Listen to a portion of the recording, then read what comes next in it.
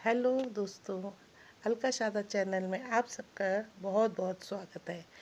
और आज मेरी जो मैं वीडियो लेके आई हूँ वो मेरे नन्हे मुन्ने बच्चों के लिए है जिनके एग्ज़ाम ख़त्म हो चुके हैं और वो फुल ऑन मस्ती में है। तो आज मैं उनके लिए एक बहुत ही प्यारी स्टोरी लेके आई हूँ जिसका शीर्षक है शरारती चंपक। तो इस कहानी को बच्चों बड़े ध्यान से सुनिएगा। तो हम कहानी शुरू करते हैं। चंपक बहुत समझदार और बुद्धिमान लड़का था।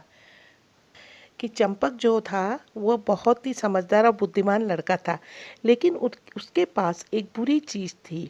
उसे कोई भी काम जल्दीबाजी में करने की आदत थी।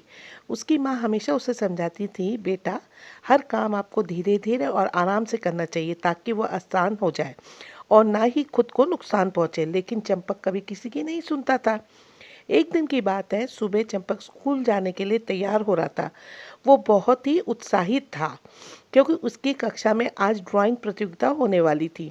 उसने जल्दी जल्दी अपना नाश्ता किया, बैग पैक किया और हाथ में जूते लिए बाहर कुर्सी पर बैठ गया। तभी उसकी माँ ने कहा, पहले जूते साफ कर लो बेटा और फिर पहनना।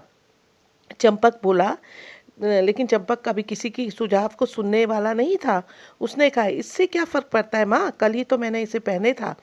चंपक ने जल्दी से कहा और एक जूता पहन लिया।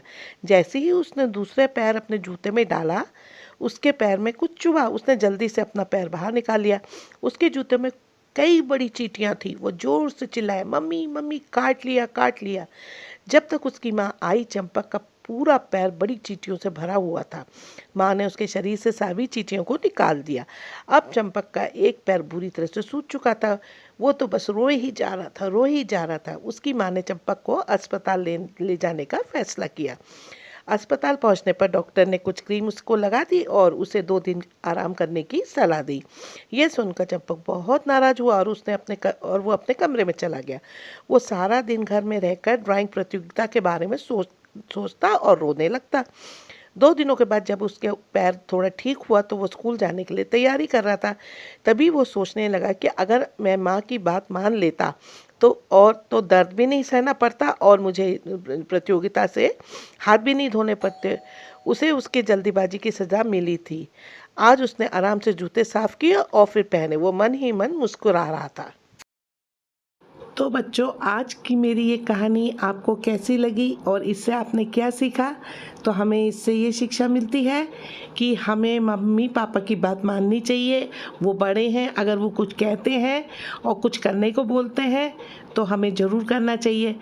तो दोस्तों, इससे आप भी ये सबक लीजिए कि घर में मम्मी पापा जो भी कहे आप उसको बात मानिए, और नहीं तो इसी तरह से परेशानी हो सकती है। तो मैं फिर जल्दी ही एक ऐसी ही शरारती बच्चे की कहानी लेके आपके सामने फिर आऊँगी। Don't give trouble to your mama and papa. तब तक के लिए गुड बाय बच्चों।